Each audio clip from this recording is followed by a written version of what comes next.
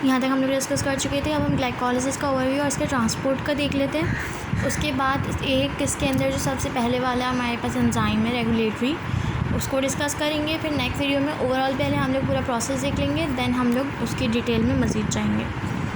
अगर देखा जाए ग्लाइकोलिटिक पाथवे, हमें पता है इसमें क्या होता है, ग्लूकोज की ऑक्सीडेशन हो रही होती है, पायरुवेट में कन्वर्ट हो रहा होता है और हमारे पास एटीपी जो है वो हमारे पास प्रोवाइड करने के लिए ये प्रोसेस हो रहा होता है। कैटाबॉलिक पाथवे है, हमारे पास एनर्जी को प्रोवाइड कर रहा होता है। 10 स्टेप्स होते हैं, जिसमें से 5 स्टेप्स जो होते हैं वो एनर्जी इन्वेस्टमेंट फ़ेज़ के होते हैं।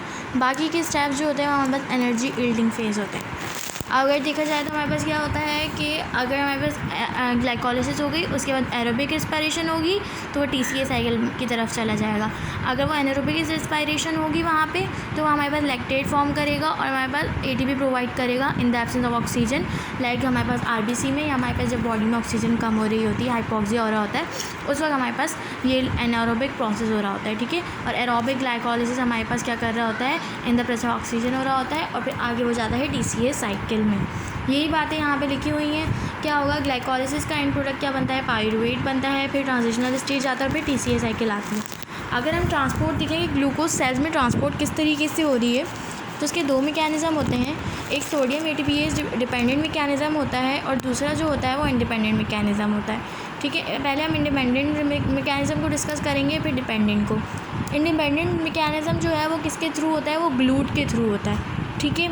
ग्लूट क्या है, ग्लूट हमारे पास क्या है, ग्लूकोज ट्रांसपोर्टर्स होते हैं। टोटल जो होते हैं ये 14 होते हैं, ठीक है, ग्लूकोज ट्रांसपोर्टर्स। लेकिन हम लोग जो डिस्कस करते हैं वो ज़्यादा 5 को करेंगे, ठीक।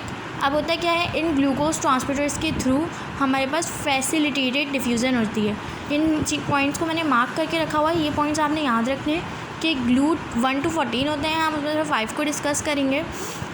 लेकिन ये करवाते कौन से डिफ्यूज़न है, ये हमारे पास फैसिलिटेटेड डिफ्यूज़न करवाते हैं। किस तरीके से कि हमारे पास ग्लूकोज ट्रांसपोर्टर्स हैं, हमारे पास ये आगे अटैच हुआ, ये कन्फर्मेशनल चेंज लाते हैं पैटर्न में रिसेप्टर के, और इस तरीके से ये हमारे पास ग्लूकोज बाहर से साइटोसोल में मूव कर जाता है, ठीक। और ये यूनिपोर्ट होता है, यूनिपोर्टर्स होते हैं, ठीक है। एक टाइम पे एक ही मॉलिक्यूल जो है वो अंदर आ सकता है, ठीक। अच्छा, टिश्यू स्पेसिफिसिटी क्या है हमारे पास कि ग्लूकोज ट्रांसपोर्टर्स 14 टाइप्स के हैं। वो क्यों हैं, वो इसी वजह से वो डिवाइड किए गए हैं कि वो टिश्यू स्पेसिफिक होते हैं। लाइक ग्लूट 1 जो है वो हमारे पास आरबीसी में होता है, ब्लड ब्रेन बैरियर में होता है और फीटस में होता है, बेबी में, ठीक है। आप इसको बीबीबी से याद रख सकते हैं, ठीक है। बी मतलब ब्लड, ठीक है, ब्लड का आरबीसी आ गया, B for blood brain barrier आ गया और बी फॉर आ गया फीटस या बेबी, ठीक है। इस तरीके से आप याद रख सकते हैं ग्लूट 1, ठीक है। उसके बाद ग्लूट 2 कहाँ पे होता है, ग्लूट 2 लिवर में होता है, ठीक। ग्लूट 3 कहाँ होता है, वो हमारे पास न्यूरॉन्स में होता है। ग्लूट 4 जो है वो मसल्स में होता है और एडिपोज टिश्यूज़ में होता है। ग्लूट 1 कहाँ पे था हमारे पास, आरबीसी में था, ब्लड ब्रेन बैरियर में था और फीटस में था, ठीक। उसके बाद ग्लूट 2 कहाँ पे था, लिवर में था। ग्लूट 3 न्यूरॉन्स में प्रेजेंट था और ग्लूट 4 हमारे पास मसल्स में और एडिपोज टिश्यू में प्रेजेंट है। और एक होता है ग्लूट 5। ग्लूट 5 कहाँ पे प्रेजेंट होता है, ग्लूट 5 हमारे पास स्मॉल इंटेस्टीन में और हमारे पास टेस्टिस, ठीक है, वहाँ पे जो ये कैरी करवाएगा वो ग्लूट, यहाँ पे लिखा हुआ है देखें, फ्रक्टोज के लिए होता है ये ग्लूकोज को कैरी नहीं करता, फ्रक्टोज को करता है, और स्मॉल इंटेस्टीन और टेस्टिस में, ठीक।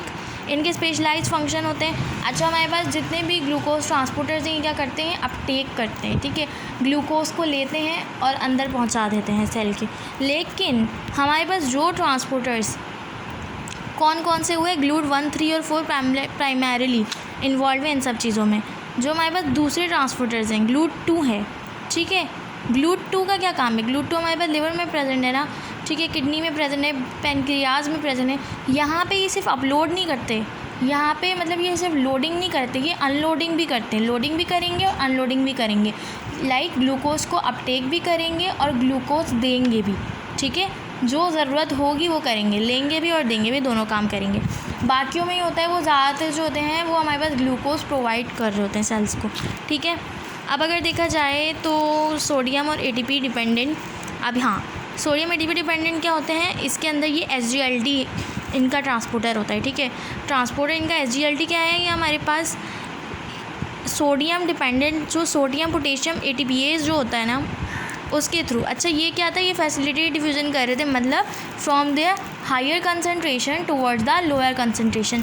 लेकिन ये जो काम करते हैं ये अगेंस्ट द ग्रेडियंट करते हैं, ठीक है।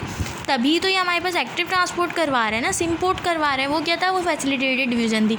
लेकिन जो SGLT के थ्रू हो रही है, ठीक है, सोडियम ग्लूकोज ट्रांसपोर्टर जो हैं ये हमारे पास क्या करवाएंगे, ये एक्टिव ट्रांसपोर्ट करवाएंगे और ये सिम्पोर्ट करवाएंगे।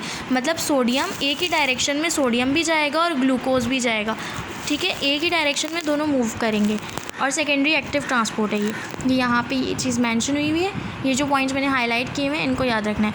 तो ये अगेंस्ट द कंसंट्रेशन ग्रेडियंट काम करेगा। और ये कहाँ पे काम कर रहा था, रीनल ट्यूब्यूल में, कोराइड प्लग्स में कर रहा होता है, इंटेस्टीन में कर रहे होते हैं, SGLT वहाँ पे काम कर रहे होते हैं और एक्टिव ट्रांसपोर्ट करवाते हैं।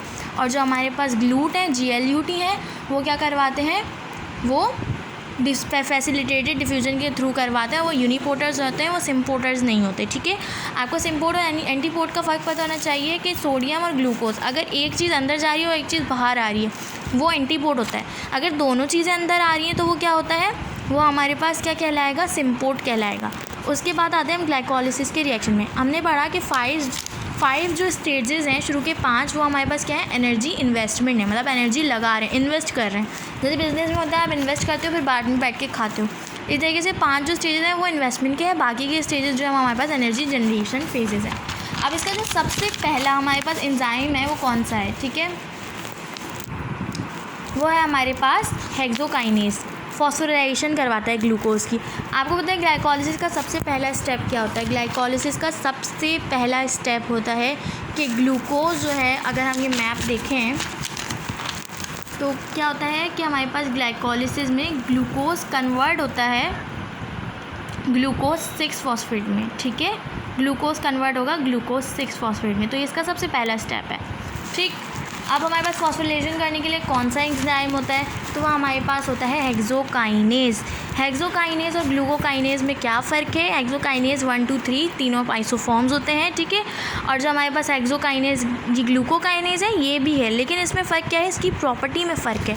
असल में हमारे पास जो हेक्सोकाइनेज है 1 2 3 हमारे पास किस में 1 2 3 या सिर्फ हेक्सोकाइनेज भी बोलें तो हमारे पास कहाँ पे प्रेजेंट होंगे, हमारे पास मसल्स में प्रेजेंट होंगे, ठीक है, बाकी पार्ट्स में होंगे। लेकिन ग्लूकोकाइनेज कहाँ पे होता है, ये लिवर में होता है।